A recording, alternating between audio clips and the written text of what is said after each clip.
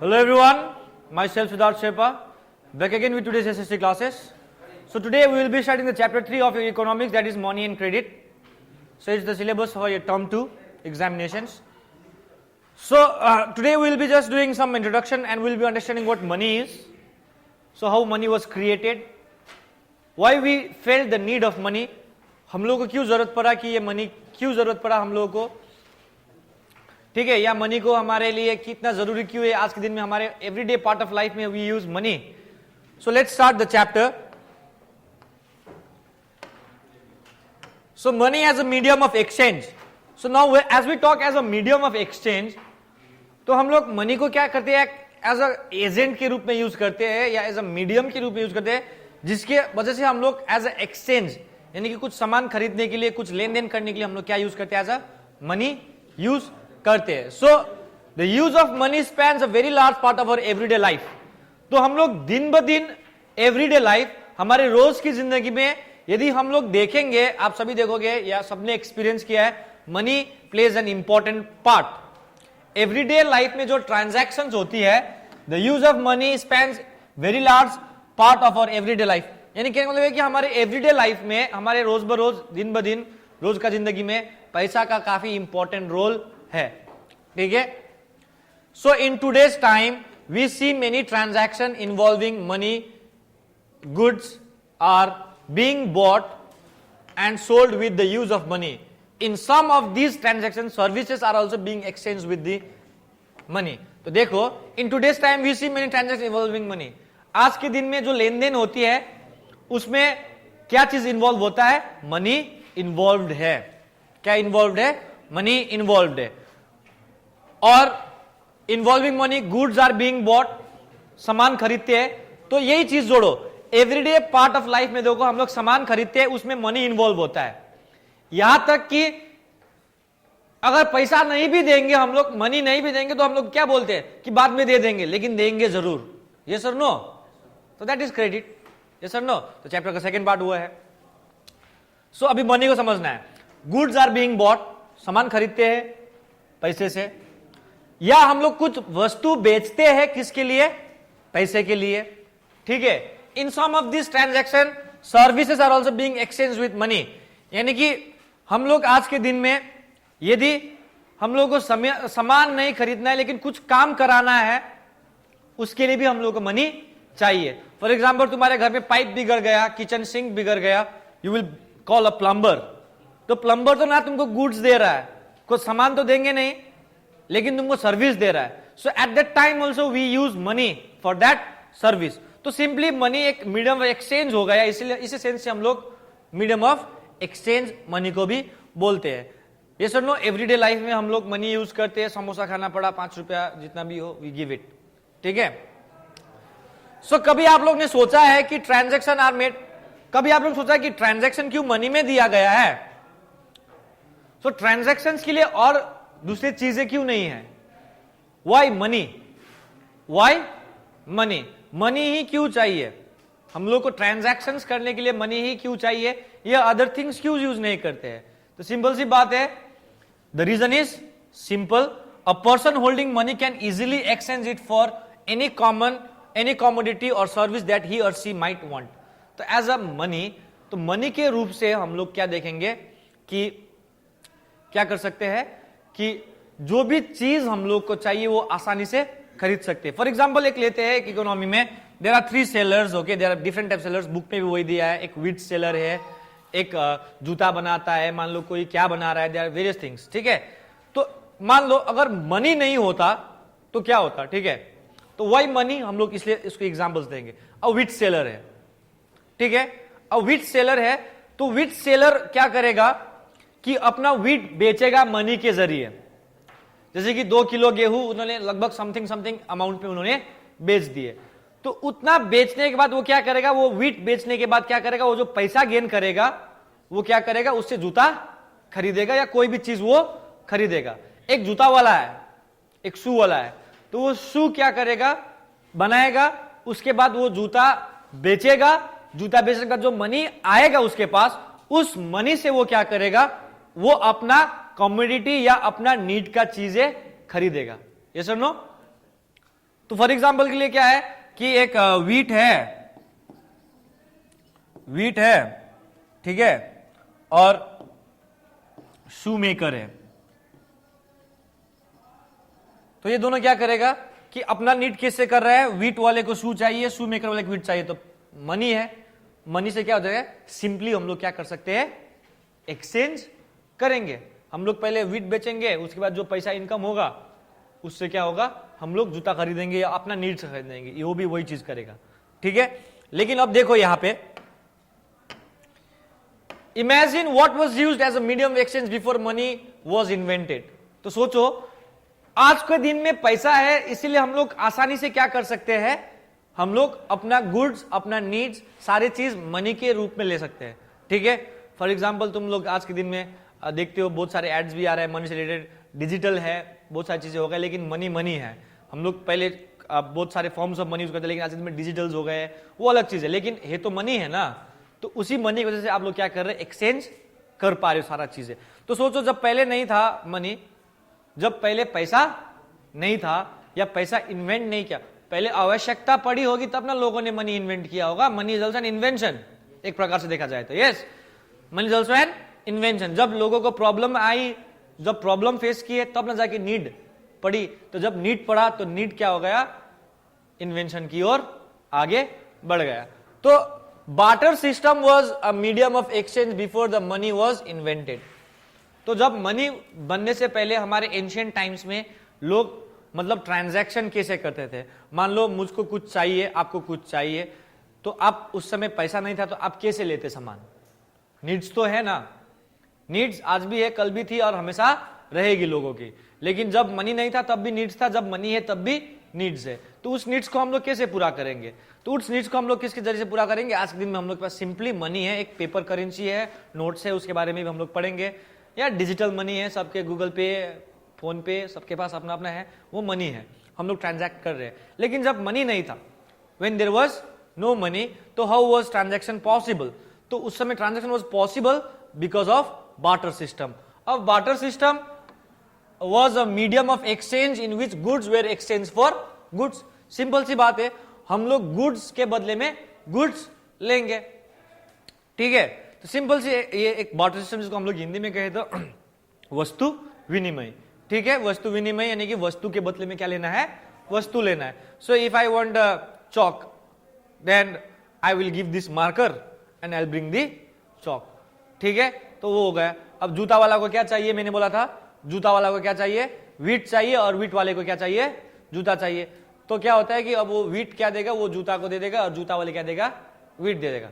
लेकिन बेटा ये कभी भी ये जो देखने में इतना आसान लग रहा है ना बार्टर सिस्टम, कि हाँ सर बहुत सिस्टम बढ़िया है कि जूते के बदले में वीट ले लो और वीट के बदले में जूते ले लो, या दूसरे चीज के बदले में अपना सामान ले लो, मार्कर के बदले चौक ले लो और चौक के बदले में क्या ले लो, मार्कर ले लो। तो देखो अब यहाँ पे देखो, मैं आज के दिन में यहाँ पे स्मार्ट बोर्ड में पढ़ा रहा हूं, क्या यहाँ पे चौक इम्प्लाई होगा, नहीं। तो अब मुझे मार्कर के बदले में या तो अच्छा वाला मार्कर चाहिए लेकिन चौक नहीं चाहिए। अगर एक बंदा को क्या चाहिए, मार्कर चाहिए और उसके पास क्या है, चौक है। फॉर एग्जाम्पल अब बार्टर सिस्टम है ना, गुड्स के बदले गुड्स, उसके पास क्या है, चौक है, मेरे पास मार्कर है, और वो क्या कर रहा है, उसको मार्कर चाहिए लेकिन मुझे क्या नहीं चाहिए, चौक नहीं चाहिए। तो क्या यहाँ पे ट्रांजैक्शन पॉसिबल होगा, डू यू थिंक ट्रांजैक्शन, क्योंकि मुझे चौक ही नहीं चाहिए तो मैं चौक लेके क्या करूं, मैं लॉस में चल रहा हूं ना, क्योंकि मेरा यहाँ पे चौक का यूज नहीं है। तो इस सेंस में देखा जाए तो बार्टर सिस्टम में एक प्रॉब्लम आती थी, और वो प्रॉब्लम क्या थी, double coincidence of wants. So but this system had flaws. Barter system देखने में अच्छा लग रहा है, ठीक है, पैसा नहीं था, ट्रांजैक्शन हो रही थी, ट्रांजैक्शन जब हो रही है कोई दिक्कत नहीं है। लेकिन अब ट्रांजैक्शन होने के लिए सारे चीजों का मतलब एक तरीके से सही ढंग में सारी चीज फिट होना है, जो नीड्स है, जो वांट्स है, वो जब फिट होगा तभी जाके तुम्हारा ट्रांजैक्शन सक्सेसफुल होता बार्टर सिस्टम में। तो बार्टर सिस्टम में एक फ्लॉज है कि ये it gives rise to double coincidence of wants. अब डबल कोइंसिडेंस ऑफ वांट्स मतलब क्या है कि अब देखो यहां पे तीनों दिया है, एक एग्जांपल दिया है पिक्चर के जरिए। ये एक जूता वाला है, I will give shoes for a new hammer, मैं नया हथौड़ा के लिए मैं क्या दूंगा, शूज दूंगा। और ये बोल रहा है I will give rice for shoes, और ये बोल रहा है I have fish to give and I need rice. अब देखो यहाँ पे राइस वाले को क्या चाहिए, शूज चाहिए, अब शूज चाहिए, अब शूज वाले को क्या चाहिए, हैमर चाहिए। अब तीनों में कोई भी हैमर उसको देने वाला नहीं है। अब ये आई will give rice for shoes, अब इसको ये राइस देने के लिए तैयार है शूज के लिए, ठीक है, राइस के बदले में इसको शूज चाहिए। लेकिन ये फिश वाले को क्या चाहिए, राइस चाहिए, जिसके बदले में वो क्या देगा, फिश देगा। तो ये होता है बेटा कि यहां पे no exchange possible as required to, as requirements do not match. यहां पे ट्रांजैक्शंस नहीं हो पाएगा, एक्सचेंज नहीं हो पाएगा इसमें गुड्स के बदले गुड्स, क्योंकि यहां पे जो भी डिमांड्स है, जो रिक्वायरमेंट है वो पूरी नहीं हो रहा है। तो डबल कोइंसिडेंस ऑफ वांट्स को ये पूरा नहीं कर रहा है। डबल कोइंसिडेंस ऑफ वांट्स क्या है बेटा, कि what a person desires to sell is exactly what the other wishes to buy. तो मान लो डबल कोइंसिडेंस ऑफ वांट्स क्या है, कि डबल कोइंसिडेंस ऑफ वांट्स जब तक पूरा नहीं होता है तब तक आपका गुड्स एक्सचेंज नहीं होगा। मतलब सिंपली सी बात है कि डबल कोइंसिडेंस तब होता है जब पर्सन डिजायर्स टू सेल, मैं ये बेचना चाह रहा हूं, is exactly what the other wishes to buy, यानी कि मैं ये बेचना चाह रहा हूं, उसका अपोजिट वो ये खरीदना चाहे, और जो सामान वो बेच रहा है वो भी मुझे चाहिए। यानी कि दो तरफ से तुम्हारा क्या होना चाहिए, एक्सचेंज के लिए रिक्वायरमेंट्स पूरे होने। यानी कि I want to sell this marker, इसके बदले मुझे क्या चाहिए, राइस चाहिए। अब जो राइस बेचने वाला होगा उसको क्या चाहिए, मार्कर चाहिए होगा। जब तक उसको मार्कर नहीं मिलेगा, या मार्कर जब तक उसको मार्कर नहीं मिलेगा या मार्कर मिल जाएगा तभी जाके ये एक्सचेंज सक्सेसफुल होगा। मैं मार्कर बेचना चाह रहा हूं राइस के बदले में, लेकिन राइस वाला मार्कर नहीं चाहता है, मार्कर के बदले पेन चाहता है, तो क्या ये exchange you can say possible होगी, it will not be possible. तो यहां पे डबल कोइंसिडेंस वर्ड्स पूरा नहीं हो रहा है। डबल दोनों तरफ से वर्ड्स क्या होना चाहिए, सेम होना चाहिए। यानी कि मैं ये दे रहा हूं तो तुम ले रहे हो, तुम हैप्पी हो इसके लिए, और तुम जो बेच रहे हो वो भी मुझे चाहिए, दैट इज सिंपल। अब इसके बाद बहुत सारे प्रॉब्लम्स आता है डबल, ये तो एक हो गया बार्टर सिस्टम का एक ये प्रॉब्लम हो गया, बस ये समझाने के लिए। लेकिन अदर प्रॉब्लम्स भी होते हैं। सबसे इंपॉर्टेंट चीज, हम लोग को वैल्यू पता नहीं कर पाएंगे चीज का क्या नहीं कर पाएंगे, वैल्यू।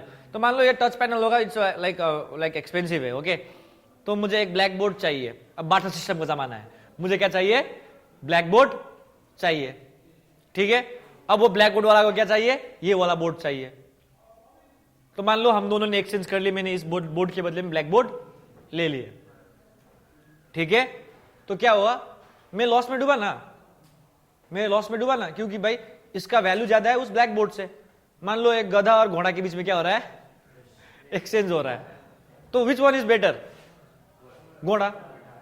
तो एक घोड़े, या तो एक घोड़े के बदले में एक गधा तो पॉसिबल नहीं है, या तो चार गधे के बदले में एक घोड़े मिलेगा, तब मान लो कि एक प्रकार से वो क्या हो जाएगा, पॉसिबल हो जाएगा। लेकिन जो ये डबल कोइंसिडेंस वांट्स जब तक आपका पूरा नहीं होगा तो आपका एक्सचेंज नहीं होगा। So in a barter system where goods are directly exchange without the use of money, double coincidence of want is an essential feature. तो डबल कोइंसिडेंस ऑफ वांट्स का होना बहुत जरूरी है यदि आप लोग बार्टर सिस्टम को सक्सेसफुल बनाना चाहते हैं। Is that clear? If you go back to the history of Indus valley civilisation, I think Indus valley civilisation और वैदिक पीरियड में जाओगे तो उस जमाने में जो बार्टर सिस्टम करते थे, वहां पे यूनिट जो होता था मेजरमेंट का, एक वस्तु का मोल जो होता था, वो एक गाय के रूप में क्या किया जाता था, मापा जाता था। यूनिट ऑफ एक्सचेंज में काउज को यूज किए जाते थे, एनिमल्स को यूज करते थे। यानी कि एक गाय equals to 100 kilo of wheat, for example मान लो। तो एक यूनिट हो गया ना वो, कि गाय को एक मोल बना दिया। लेकिन आज के दिन में हम लोग के पास यूनिट के रूप में क्या है, करेंसीज है। तो that's why money was created. Monies इसलिए बन गए क्योंकि ये सारे फ्लॉज हमारे बार्टर सिस्टम में आ रहे थे। I hope you are clear with it, ठीक है। So this is the double coincidence of wants. So देखो, in an economy where money is in use, money by providing the crucial intermediate step eliminates needs of double coincidence of wants। तो आज के दिन में हम लोग Indian economy देखे, world economy में देखे, सारे वर्ल्ड्स ने अपना अपना मनी बनाया है, सबने अपना अपना करेंसी बनाया है, सबका अपने पास मनी है, एक वैल्यू है। तो मनी आने के बाद क्या हुआ है, हमारे जो इकोनॉमी थी, आज थी या पहले थी, जो भी हो, उसमें क्या किया गया है बेटा, डबल कोइंसिडेंस को क्या किया है, पूरी तरीके से एलिमिनेट किया है। अब मुझे नहीं बोला है मैं पैसा दूंगा तो आप मुझे गेहूं दीजिएगा, ऐसा होता है नहीं भाई, पैसा दे दो भाई, भाई बस 10 किलो गेहूं डाल दो, बस give money, he will give you 40,000 rupees लेके जाओ भाई, मुझे बढ़िया से एक लैपटॉप चाहिए। अब वो लैपटॉप के लिए वो पैसा ले लेगा, इज हैप्पी, थोड़ी वो तुमको बोलेगा कि तुम पहले अपने स्मार्टफोन दे दो तब जाके लैपटॉप देंगे, बोलता है? It's not like that, no. So now money has become, तो ये डबल कोइंसिडेंस ऑफ वांट्स को क्या कर रहा है, एलिमिनेट कर दिया है हमारे इकोनॉमी से। तो सिंपली मनी क्या हो गया, एक मीडियम ऑफ एक्सचेंज बन गया। तो लेकिन since money acts as an intermediate in the exchange process, it is called the medium of exchange. समझे? वाई मनी, अब पता चला। I hope you are clear कि वाई मनी, मनी इसलिए जरूरत है क्योंकि सबसे बड़ा जो प्रॉब्लम हमारे ट्रांजैक्शंस में आ रहे हैं, उसने मनी आने के बाद काफी एफिशिएंट बना दिया है। मनी ने क्या बना दिया है, हमारे ट्रांजैक्शंस को फ्लुएंट बनाया विदाउट एनी रुकावट। आज के दिन में बड़ा बड़ा अमाउंट खरीदना है तो हम लोग आज के दिन में बैंक्स वगैरह, बैंक्स के रोल भी हम लोग पढ़ेंगे बाद में, तो ईएमआई वगैरह होता है, ये सब नो, तो बहुत सारे फैसिलिटीज आ गए ट्रांजैक्शंस में आज के दिन में। तो every day it's getting better and better. तो समझ रहे हो, money why it's a medium of exchange, because जो डबल कोइंसिडेंस ऑफ वांट्स का जो प्रॉब्लम आ रही थी वो पूरी तरीके से एलिमिनेट कर देता है मनी। ठीक है, सो दैट इज मनी। सो एक आता है मॉडर्न फॉर्म्स ऑफ मनी। आज के दिन में बहुत प्रकार के मनीज आ रहे हैं, modern forms of money. Before the introduction of coins, variety of objects was used as money. मैंने बताया था, काउ का एग्जांपल दिया ना मैंने, यूनिट बताया ना काउ। तो जब मनी नहीं था, कॉइन्स नहीं था, variety of objects was used as money. For example, since earlier ages Indians use grains and cattle as money. मैंने बोला ग्रेन्स एंड कैटल्स किसके रूप में यूज करते थे, मनी के रूप में यूज करते थे। ठीक है, यानी कि बार्टर सिस्टम। ठीक है, thereafter came the use of metallic coins, gold coins, silver coins, copper coins. तो राजाओं ने आए, तो जब वो लोग ने देखे डबल कोइंसिडेंस, सबको झेला होगा ना, तब ना जाके किसी ने बोला कि चलो एक हम लोग मुद्रा बनाते हैं, एक करेंसी बनाते हैं, एक टोकन जैसा कुछ भी बनाते हैं जिसका वैल्यू रहेगा और जो कमाएगा उसके आधार पे वो क्या करेगा, एज एक्सचेंज के रूप में यूज करेगा। तो राजाओं के समय में क्या हुआ, मेटालिक कॉइन्स बनने शुरू किए, gold coins, silver coins, copper coins and many more. ठीक है, और आज के दिन तक वो क्या होते गया है, चलते गया है। ठीक है, तो अब यही चीजों का थोड़ा मॉडर्न फॉर्म में देखेंगे तो करेंसी बना। So modern forms of currency include paper notes and coins. 10 के नोट, 20 के नोट, 10 के सिक्के, 20 के सिक्के भी आ गए, 5 के सिक्के, 1 के सिक्के, 2 के सिक्के। अब पहले तो पैसा में भी चलता था, आज तो रुपया आ गया है। ये सब ना रुपया जो हम लोग का करेंसी का है, तो पहले पैसा में भी था। सिल्वर कॉइन्स, पहले 1000 के नोट थे, वो बैन हो गए, अब 2000 आ गया है, 500 आ गया है। ठीक है, सो 200 नोट्स आ गया, 100 notes, so they are different types of notes. तो वो आपका आज के दिन का मॉडर्न करेंसी हो गया। ठीक है, the modern currency is without any use of its own. अब ये बात समझो और ये पॉइंट समझो, ये क्या है, the modern currency is without any use of its own. मतलब ये मॉडर्न करेंसी जो है हमारे यहां पे यूज करते हैं, उसका अपने में कोई वैल्यू नहीं है। हाँ, वैल्यू इन अ सेंस, मैं इस सेंस में नहीं बोल रहा हूं। उसका जो होता है फिएट वैल्यू है। फिएट वैल्यू मतलब उसका मनी वैल्यू जो है वो अलग है। 100 रुपीज है तो वो 100 रुपीज पेपर का जो है एक 100 रुपीज है, लेकिन जो उसका अदर वैल्यू होता है वो नहीं होता है। जैसे कि फॉर एग्जांपल हम लोग गोल्ड कॉइन्स देख ले, एक गोल्ड कॉइन ले लो और आज के एक राजा का 1 का सिक्का ले लो। फॉर एग्जांपल आज के दिन का 1 रुपए का सिक्का ले लो और राजा के टाइम का 1 रुपए का सिक्का ले लो। फॉर एग्जांपल ये गोल्ड का बना है और ये आज के दिन में आयरन, स्टील, एल्यूमिनियम जो भी मिक्सर से बनाओ। ठीक है, अब ये दोनों के बीच में किसका ज्यादा वैल्यू रहेगा, गोल्ड वाला। क्यों? क्योंकि गोल्ड अपने आप में एक वैल्यू क्या करता है, रिप्रेजेंट करता है, क्योंकि it's a valuable you can से मेटल। यस, तो गोल्ड एक वैल्यूएबल मेटल है जिसकी वजह से ये क्या है, अपने आप में एक वैल्यू क्या कर रहा है, क्रिएट कर रहा है।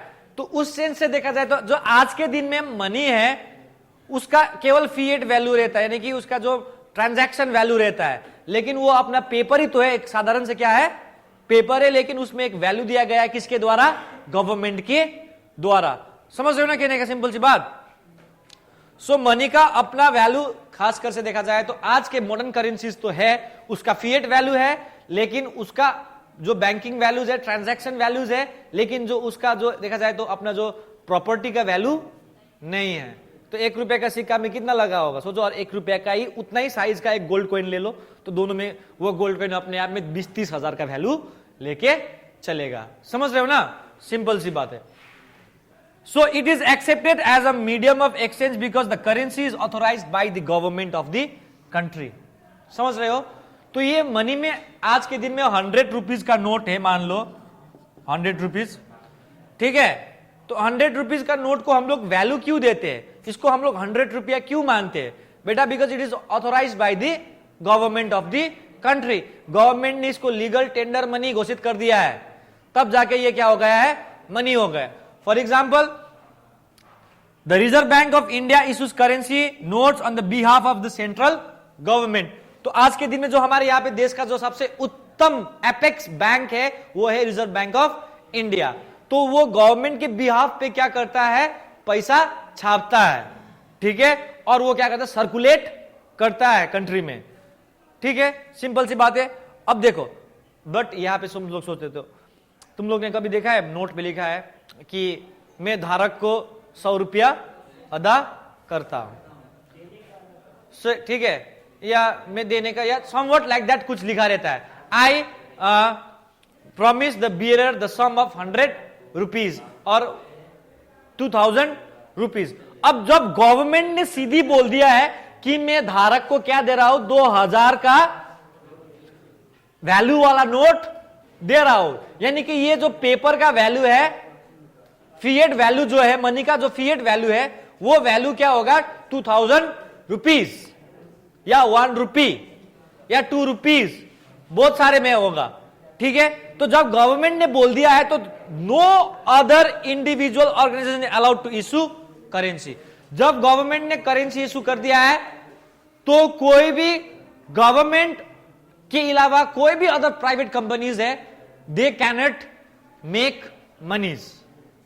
अगर मनी बनाते भी है तो it will be considered as illegal money. तो बहुत सारे कभी कभी न्यूज वगैरह में देखने को मिलता है कि भाई नकली नोटों के साथ बरामद किए, ये सब न्यूज, तो दीज आर लाइक उल्लंघन कर रहा है गवर्नमेंट प्रोटोकॉल्स का, ठीक है। So government is only allowed to print currencies और प्रिंट नोट्स, जो भी हो, to mint coins. Moreover, the law legislates the use of rupee as a medium of payment that cannot be refused in settling transaction in India. तो यानी कि हम लोग ने, गवर्नमेंट ने क्या बोल दिया है, तो मनी क्या है, money is a medium of exchange. तो हमारे इंडिया में मनी के रूप में हम लोग किसको यूज करते हैं, rupee, yes. So rupee is the medium of exchange in transaction. तो हमारे देश में कोई भी व्यक्ति ये नहीं बोल पाएगा कि रुपी के द्वारा ट्रांजैक्शन किया हुआ चीज इलीगल है या मान्य नहीं है, कोई भी ये नहीं बोल सकता है भाई। तो कभी कभी मैं अक्सर देखने को मिलता है आज के दिन में, तो छोटा सा सिक्का जो 1 रुपया का आता था पहले, तो दुकानदार बोलता है कि ये सिक्का नहीं चलेगा, बट एक्चुअल में it's illegal for them to do so. Is that clear. बोलता है कि ये सिक्का नहीं चलेगा भैया जी, ले जाइए, छोटा हो गया। लेकिन if I oppose it, that person may get some punishments for this, because you are going against the government. तो गवर्नमेंट ने जब बोल दिया उस सिक्के का वैल्यू 1 रुपया है, तो वाई आर यू इग्नोरिंग। बात यही चीज है, समझ रहे हो ना, कि कोई भी इंडिविजुअल जो लीगल मनी है उसको इनकार नहीं कर सकता है, क्योंकि उसको किसने ऑथोराइज किया है, गवर्नमेंट ने ऑथोराइज किया है। No individual can legally refuse payment made in rupees. कोई भी बंदा हमारे देश में, अगर मैं उसको रुपीज में पैसा दिया हूं तो नहीं मुझे डॉलर में चाहिए बोलेगा, तो उसको हम ये संभव नहीं है। रुपी में दे रहा है, कोई भी ट्रांजैक्शन ले रहा है, वो कर रहा है मेड इन रुपीज, तो उसको कोई भी रिफ्यूज नहीं कर सकता, लीगली भी वो रिफ्यूज नहीं कर सकता है, क्योंकि it is authorised by the government as the medium of exchange and to make transaction fluent and easy, ठीक है। तो फिर मान लो कि 2000 का रुपया का नोट में सीधा बोल दिया है मैंने वही लाइन में, धारक को 2000 रुपया अदा करता हूं, ठीक है। तो कौन बंदा आके बोलेगा कि ये 2000 नहीं है? कौन बोलेगा कि ये 90 रुपया है केवल? बोल पाएगा कोई? No, that is what it is saying कि गवर्नमेंट ने जब इशू कर दिया है तो कोई भी उसके अगेंस्ट में अपोज नहीं कर सकता है। सो हेंस यही सारे रीजन की वजह से hence rupee is widely accepted as medium of exchange. Is that clear? हाँ, कुछ एक्सेप्शंस है कि हाँ बॉर्डर एरियाज में अलग से कभी कभी दोनों कंट्री का संगम होने की वजह से दोनों करेंसी चल सकता है, लेकिन फिर भी मनी तो मीडियम ऑफ एक्सचेंज हो रहा है ना। So deposit with banks, so now deposit with banks एक और फीचर होता है मनी का। तो मनी है जो बैंक में डिपॉजिट कर रहे हैं ना हम लोग बेटा, वो भी पैसा ही ना है, ये सर नो पैसा है। अब बैंक में देखो हम काम करते हैं, मैं काम करता हूं, बहुत सारे लोग काम करते हैं, we get salaries and we get salaries in the first week of the every month, 1 से लेके 5 तक, ठीक है। Now what happens is that वो एक ही बार में जब सैलरी मिल जाता है तो भाई हम लोग पागल हो जाते हैं कभी कभी है। तो क्या करते हैं कि उस सैलरी को बचाने के लिए हम लोग क्या करते हैं, बैंक में डिपॉजिट करते हैं। बैंक में क्या करते हैं, डिपॉजिट करते हैं। तो that is it. The other form in which people hold money is the deposit with banks. पैसा जेब में नहीं है लेकिन बैंक में है। तो वही आजकल एडवर्टाइज आता है ना, भाई तू मुंह चला छोटे, गूगल पे सब जगह चलता है। तो वो क्या कर रहा है, वो डिपॉजिटेड मनी को क्या कर रहा है, वो जब डिपॉजिटेड मनी को क्या कर रहा है, ट्रांजैक्शन के रूप में ले रहा है। भले करेंसी एंड नोट्स के रूप में नहीं ले रहा हो, डिजिटल ले रहा हो, लेकिन मनी का तो क्या हो रहा है, ट्रांजैक्शन और इजी हो रहा है ना। तो वही चीज है, people deposit their extra money in the banks by opening an bank account. So क्या होता है कि मान लो मैं ही पैसा कमा रहा हूं, मेरा पास जितना यूज है मुझे मैंने रख लिए, और जो एक्स्ट्रा बच रहा है मैं क्या करता हूं, बैंक अकाउंट खोलने के बाद क्या करता हूं, बैंक में डिपॉजिट कर देता हूं। और उस समय बैंक कभी नहीं बोलेगा कि मत लो पैसा। बैंक भी क्या करता है, banks accept the deposit and also pay an amount as an interest on the deposit. तो भाई डिपॉजिट करते हैं, बैंक बोलता है आइए आइए रखिए, कोई दिक्कत नहीं है। हम लोग डिपॉजिट करते हैं बैंक में और उसके बदले में बैंक हम लोगों को कुछ इंटरेस्ट देती है। अब वो हम लोग जो भी आगे चैप्टर पढ़ेंगे उसमें हम लोग ये सारी चीजें देखेंगे। बहुत अभी समझो, डिपॉजिट्स करते हैं तो ये डिपॉजिट भी क्या है, as a form of money है। हम लोग क्या करें, डिपॉजिट करें बैंक में, और ये बैंक क्या करेगा, डिपॉजिट लेगा, उसके बदले में बैंक हमारा मनी रख रहा है, उसके बदले में बैंक क्या करेगा, कुछ इंटरेस्ट आपको देता है, ठीक है। लेकिन in this way people's money is safe with the bank and it earns an amount interest. Simple सी बात है, इस तरीके से देखा जाए तो लोगों का पैसा सेफ भी होता है, पैसा क्या होता है, सेफ भी होता है, और बैंक में सुरक्षित भी रहेगा, और ऊपर से बैंक आपको इंटरेस्ट भी देती है। हाँ यस। अब हम लोग डिपॉजिट क्यों करते हैं, अब मैं इसलिए डिपॉजिट करता हूं कि भाई ज्यादा हाथ में पैसा रहेगा तो क्या हो जाएगा, मनी वेस्ट हो जाएगा। भाई जब हाथ में पैसा रखता है तो I remember that story from class, I don't know which class, in CBSE only there's a story called jalebis. There was a story called jalebis. बंदा अपने जेब में पैसा लेके घूमता है, उसको लगता है कि वो पैसा बोल रहा है कि मुझे खर्च करो, मुझे खर्च करो, ठीक है। अब पैसा देके वो सारा फीस का पैसा खर्च कर देता है। तो लाइक दैट वे मेरे पास भी अगर इफ समवन हैज मनी तो पैसा बोलता है कि सच में वैसा ही होता है मेरे साथ भी, कि पैसा बोलता है कि भाई खर्च करो, मुझे खर्च करो। तो इसलिए अच्छा होता है कि भाई बैंक में डाल दो, सुरक्षित रहेगा, जब जरूरी है तब निकालते हैं। तो अब देखो, जब जरूरी है तब निकालते हैं, तब उसमें एक पॉइंट आता है, देखो, people also have the provision to withdraw the money as and when they require. ये लाइन समझो। तो हम लोग ने डिपॉजिट कर दिया, देखो deposits are various types of deposits, उसके बारे में हम लोग बात करेंगे।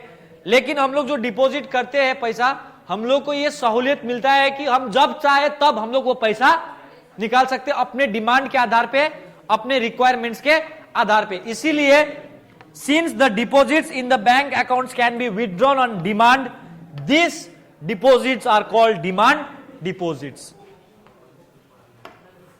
यानी कि एक व्यक्ति जो पैसा बैंक में रखता है वो जब चाहे तब निकाल सकता है। फॉर एग्जाम्पल, मैंने बैंक में पैसा रखा हुआ है, कल के दिन में मुझे हॉस्पिटल चार्जेस चाहिए, मेडिकल चार्जेस चाहिए, जेब में पैसा नहीं है लेकिन बैंक में है, लेकिन मैं बैंक को बोलूंगा कि मुझे पैसा चाहिए। आज के दिन में एटीएम कार्ड्स है, हम निकाल सकते हैं। यस, ऑनलाइन ट्रांजैक्शन आ रहा है, हम लोग निकाल सकते हैं या पे कर सकते हैं विदाउट कैश।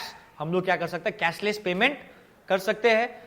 तो ये क्या हुआ, जब हमको जरूरत पड़ा, जब मेरे नीड पड़ा मनी, जब मुझे मनी का जरूरत पड़ी, तब मैंने बैंक से क्या निकाला, पैसा निकाला। तो इन दिस सेंस अगर हम लोग देखेंगे तो इसको हम लोग क्या बोलेंगे, डिमांड डिपॉजिट बोलेंगे। ऐसे डिमांड यानी कि डिमांड डिपॉजिट इसलिए बोलते बेटा, वो डिपॉजिट क्यों किया है, क्योंकि जब हम लोग को डिमांड है उस पैसे की, जब चाहिए हम तब उसको निकाल सकते हैं। सो उसके बाद एक और आता है चेक्स।